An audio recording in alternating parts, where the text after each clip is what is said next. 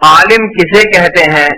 کیا کسی کا عالم ہونے کے لیے اس کا عربی زبان پر عبور ہونا شرط ہے؟ عربی زبان پر عبور ہونا شرط نہیں ہے. عالم کی تعریف جو حضور اعلی حضرت نے کی ہے اس کا مصداق اس زمانے میں کم کوئی ملے گا. عالم کے بارے میں اعلیٰ فرماتے ہیں کہ سب سے پہلی بات یہ ہے کہ عقائد صحیحہ سے واقف ہو. دوسری بات یہ ہے